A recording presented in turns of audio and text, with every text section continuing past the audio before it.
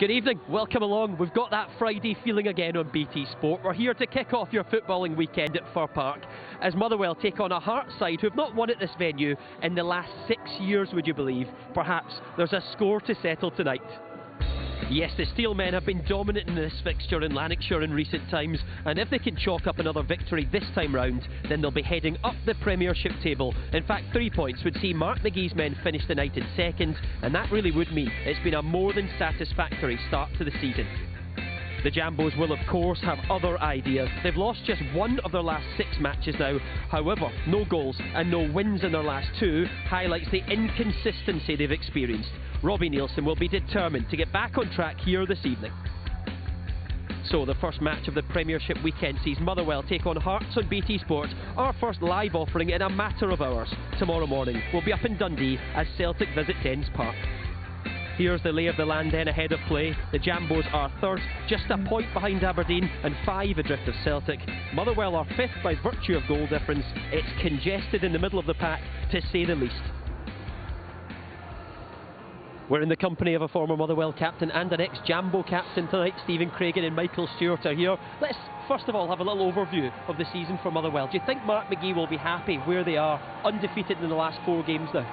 I think he will be, Darryl, because you know, there was changes in the summer. He's trying to integrate 5 new players into his starting 11. That takes a little bit of time for to mould that.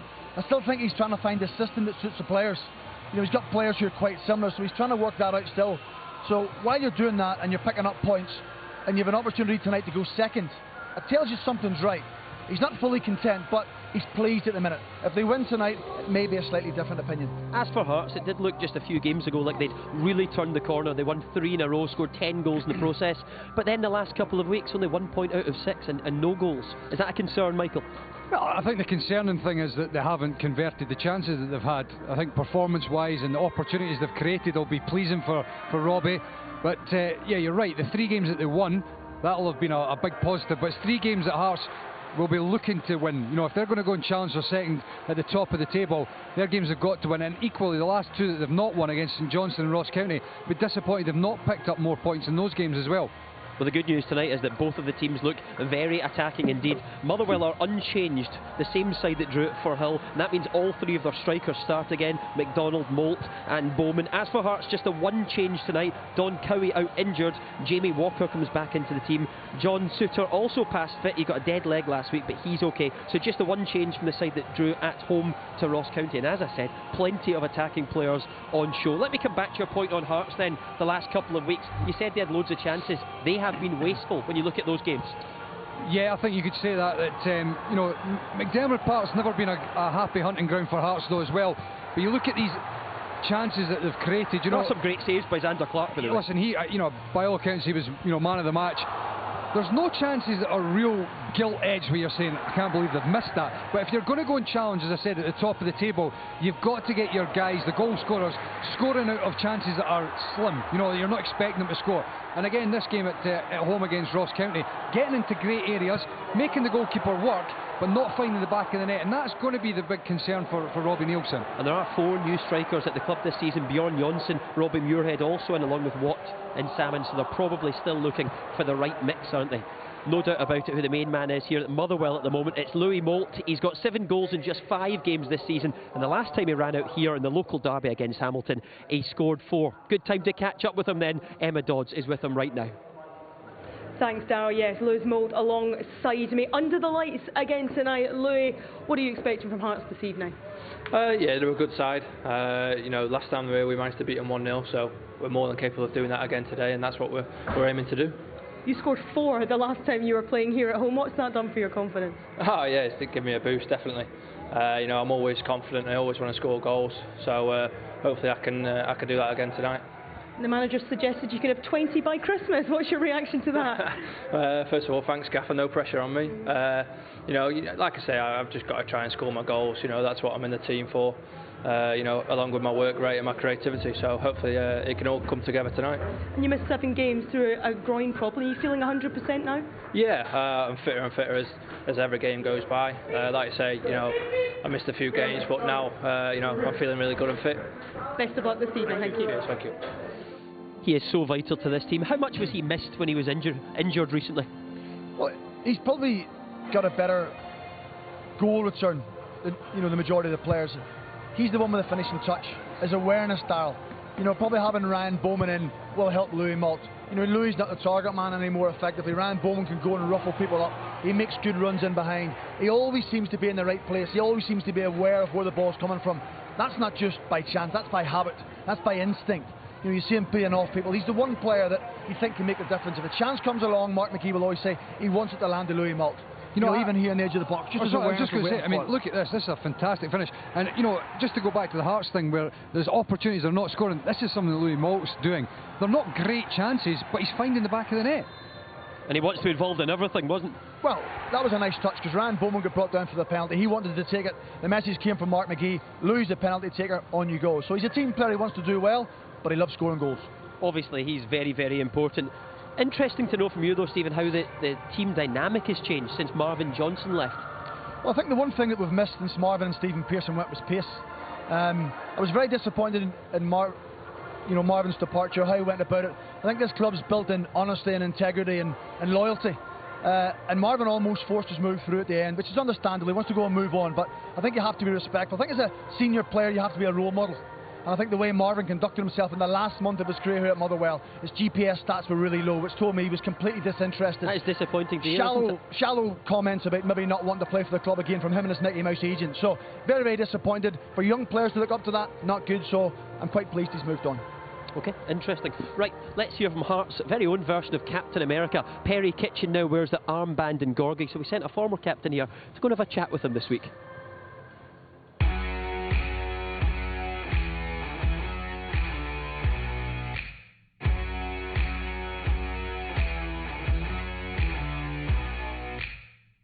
The club's been very good with helping us adapt. My teammates, everybody around the city, the fans, it's been smooth. It's an incredible city. There's a lot to do, there's a lot to see. The people are great. On the park, everything that Robbie and Craig had told me. I liked the style that they were talking about. I liked their ambition, their goals. And again, it all just kind of lined up and it's worked out so far. How did the move to Hearts come about? To be honest, I didn't think Scotland was an option. Just with my citizenship, it's tough for non-Europeans to get into the UK. And after a couple things fell through, we were kind of in a holding pattern, and this came about. And my wife and I spoke about it, and we thought it was too good to pass up. We came over here. A couple weeks before I signed, checked out the facilities, met with the team, met with Robbie, Craig as well, and it just seemed like a great opportunity. Given my age, it just seemed like the right timing to make the step over here. So I think once you get over here, anything is possible. The manager, he's a young guy. He's always going to look to the captain as his eyes and ears on the park. Have you got a good relationship with him? Yeah, definitely, I would say so. Again, I've only been here 6 months, but I feel like Robbie and I have a good understanding of what we want to get done, and I think that could be what was behind his decision. You're obviously a defensive midfielder. Right. Ultimately, what do you see as the most important part of your role within that team? Sure. I would say just organizing the guys in front of me. Defensively, making sure that we're, once we lose the ball, we're ready, so we don't get hit on the counter, through transition, and then just when we have the ball, being a guy that can link play, being a guy that helps in the build-up. I'd say those are definitely some big roles. Talking about the fans around the city, and you've not seen many of them. What is that? Wearing these things, have you? No, I haven't. Yeah, I saw that we came out with that. The guys gave me a bit for that, but yeah, I didn't have a say in that, unfortunately. So you've not been wearing this around the city yourself? Yeah, no, not at all. I would never wear that. But looking towards the weekend here, you've got a game at Fir Park. I don't know if you know, but the team Hearts, they've not won there in 6 years. Is that something that's been spoken about in the build-up to this game? No, to be honest. But saying that, I played there last year. It's a tough place to go. It's we know they're going to be up for the game, and we have to be able to match that, and hopefully get a result, get back to winning ways. Well, fingers crossed for you, Perry. Listen, nice to meet you. Yeah, you too. Good to have a chat. Sure. Yeah, thanks. Didn't know Mikey had branched out into making t-shirts now. Industrious. Was he the obvious choice, do you think, for the captain? I guess since Alan Mostert was taken away from that role, was he the one that had to give in to? Well, I think Don Cowie had done well, initially in the first couple of games that he had the captain's armband, so I don't think it was an obvious choice straight away, but now that he's got it, I think you can understand why. He reminds me very much of Robbie himself. Off camera, a lot more relaxed and quite quite a character.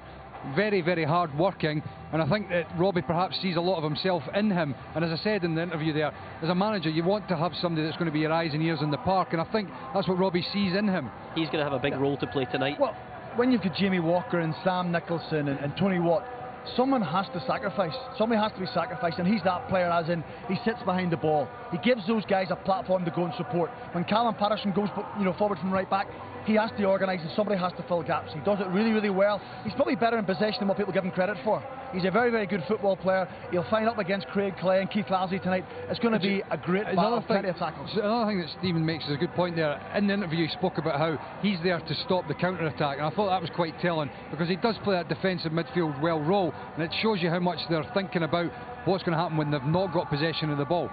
Okay, up next we will hear from both of the managers tonight. Mark McGee, they're looking to extend their unbeaten run to 5 games this evening, Motherwell, and win back-to-back at home in the process. Robbie Nielsen looking for goals and 3 points as well.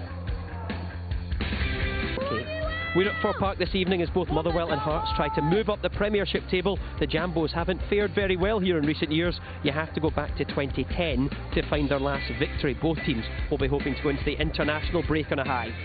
Here's the team news. Motherwell named the same team that drew against Partick Thistle. Ryan Bowman will lead the line. He's looking for his first goal on his 4th start. And Louis Moult plays alongside him. He scored 4 in his last home appearance against Hamilton. Hearts have made one change here. Jamie Walker is restored to the starting lineup. It's a team set up to attack. At the other end, Callum Patterson makes his 150th appearance for the club. On the week, he got another call-up to the Scotland squad. More from the guys shortly, but let's hear from the Motherwell manager now. Mark McGee is with Emma Dodds. Mark, varying results in recent meetings between these two sides. How do you gauge the two teams that will face off tonight? I think that they are definite contenders, for the top 3. I think anybody who finishes above them will be in the top 3. So therefore, it's a very difficult game for us, but we're at home. We're on a decent enough little run. It's got all the makings of a great game. The pitch is fantastic. The rain stopped. But a lot to play for both teams. If we win, we can go second, and they can consolidate a little bit as well in the top end. You mentioned your good run of form. They're unbeaten in 4. Are you still looking for a little bit more from the players, though, to maybe push those draws into wins? Yeah, I think that. Even although if we were to win tonight, we'd go into that second position. I think we don't feel as if we've really got going yet. We've had moments. We had a great half hour against Hamilton. I heard Arsene Wenger talking about the perfect half. Well, it was a bit like us as well. That half hour in the Hamilton game was the perfect. As a coach and manager, it was brilliant. But it's only been in patches. We've got other players coming back now. Carl McHugh, who started so well for us and got injured, is coming back. Jacob Blythe, who's not really shown yet, is coming back. Lee Lucas, who we've got, and who needed to get fit, is getting fit. So we've got a lot more to come. And obviously, if we could get a result tonight, and then after the international break, have some of those guys involved, then it would bode well. It's got all the ingredients for a cracker. Best of luck. Thank you. Yeah, players still to come back from injury, of course. What do you think the approach will be from Mark McGee's men tonight? Because, of course, they're going to have to defend well, just as Ross County did against Hearts last time out. Well, I think Mark's fully aware of the strengths of Hearts. He's hoping that he can impose himself in the game, his team. But when you've got Scott McDonald, Louis Moult, Ryan Bowman, Chris Cadman, a little bit of pace, I think Motherwell can pose problems. Ultimately, defensively, they have to do well. I think Tony Watt and Connor Salmon spoke about previously. So it'll be a tough, physical, competitive game. But on the back of their last home win here against Hamilton, they'll be full of belief that they can win. They're going to need runners tonight. And Chris Cadden, does he provide a lot of that running strength? A man you know very well. You brought him actually through from the under-20s, didn't you? Well, he's going to have to take a little bit of responsibility, which he has. You put it back a year. He wasn't even training with the first team. He was continually training with the under-20s. So he made his debut in March against Hearts. Exactly. Well, he's grown. He's got better. Mark spoke about playing joined-up football, which means his linked-up play wasn't great at times. He's starting to believe that he belongs at this level, Darryl. I've seen him playing in games and he doesn't believe in himself enough. He's got unbelievable energy, unbelievable pace, covers great distance in the game. He's now his end product's getting better and better, so he's a big player. He's probably the one with the most amount of pace in the team. With the 3 strikers ahead of them, though, ahead of Chris Cadden in the midfield, should be exciting to watch. Yeah, I think for me, when I look at the Motherwell side, that's where the real strength is, at the top end of the park. You know, they can cause a lot of teams problems, and you know, equally for Hearts, they've got to be, you know, on their game at the back to make sure that they don't get caught out. And you're right, you know, Chris Cadden, for me, he gives a balance to the side. You've got to get energy and legs into the team, and he certainly does that for Motherwell. OK, time to hear from the Hearts head coach Robbie Neilson ahead of kick-off now. He is with Emma Dodds. Robbie, you've lost just once in the last 6 games, but no goals in the last 2 games. What have you been working on to try and turn that round tonight? Yeah, we've been doing a wee bit of finishing to try and get that turned around, but the pleasing thing is we're creating a lot of chances and we're dominating a lot of the game that we play in, so you know, it'll turn around, you know, positive for that, because the quality we've got here, then it will. Are you still looking for the perfect combination up front, or like you say, is it just a sort of sticky patch that you've not managed to score in the past couple of games? The play's been very good. You know, we've had a lot of shots on target, probably the most in the league this season. We've also scored a lot of goals. It's just been this little 2-game period where we've struggled a little bit, but you know, there's no pressure on the players. We'll get there and play, enjoy it, create chances, and the goals will come. No Don Cowie tonight. What's the reason for that? Yeah, he was struggling last week with a calf problem, so he hasn't trained all week, so I thought it best to keep him out and get a break after this now and get him ready for the Dundee game after. You put 6 past Motherwell earlier on this year, but not got a great record here as Hearts at Fir Park. What are you expecting from the match tonight? Yeah, it's always tough. You know, we played really well at Tynecastle against them and beat them 6-0, but we came here and got turned over 1-0, so it's difficult ground to come to. The pitch is magnificent, the weather's good, so hopefully we can get a decent performance and a good result. Well, best of luck tonight. Thank you. Thank you. Well, they've not won here in almost 6 years, and that'll be disappointing for a lot of the Hearts fans who are here in attendance tonight. They need to turn that around. I don't know why that's the case, do you? You know, sometimes clubs just have, you know, grounds that they don't have a great record at, and it you know, it can perpetuate itself. You know, McDermott Park, as I said earlier, has not been a favourable hunting ground for Hearts, and Fir Park is another one of those places. So, you know, it's very easy to say it, but they need to put an end to it quickly, because you don't want it to carry on too long and it becomes a bigger issue. So they need goals. We've already talked about the strikers in general, but on Tony Watt, everybody said they thought he'd be a good addition. Overall, do you think he's making progress this season in this system, in this Robbie Neilson team? I think he has been a good addition. Yes, obviously disappointing that he's not scored more goals, but his all-round game, the times I've seen him, has been impressive. He's almost playing as like an additional striker, running in behind at times as well. But you know, look at this, you know, good movement, good link-up play. I mean, that's a wonderful flick round the corner and link-up. I think that he's been a good player, and this, as I said before, running in behind. You know, that's a good strike. He's making the goalkeeper work. It's just unfortunate it's not ended up in the back of the net. If he can just add that final bit of his game, getting the ball in the back of the net, then he'll have been a big success for Hearts. Not in this Scotland squad. He was in the last one. Mark McGee will know him very well and his game. Well, he will. You know, Tony's matured really well. There's always issues about Tony off the park and Savory Hunt. Of course, he'd be disappointed he hasn't got a good goals return. But as Michael says, his link-up play is good. His all-round play is good. He's bringing a lot to the team. Once the goals start to flow, Tony Watt will just get better and get better. OK, we're closing in kick-off here in Lanarkshire tonight. It's Motherwell against Hearts in the Premiership, live in BT Sport. Both teams have an eye on finishing the night in second place in the table, and that would set up an enjoyable weekend, wouldn't it? We'll see you shortly. All the action is on the way next.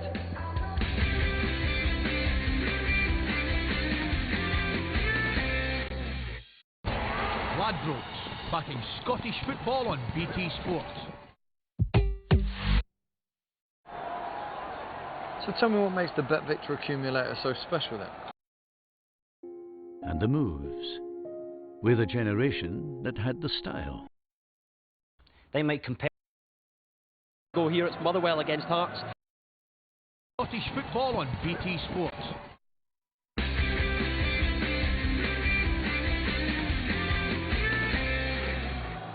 Welcome back to Fir Park. We're almost set to go here. It's Motherwell against Hearts in the Premiership. And you were saying to me as soon as I saw you tonight, this is a very big game for Robbie Neilson's team because of the last couple of results. And also it would put a different slant on the season so far, would it, if they won? Well, yeah, I mean, obviously we were talking at the start of the show about, you know, how's the season been so far.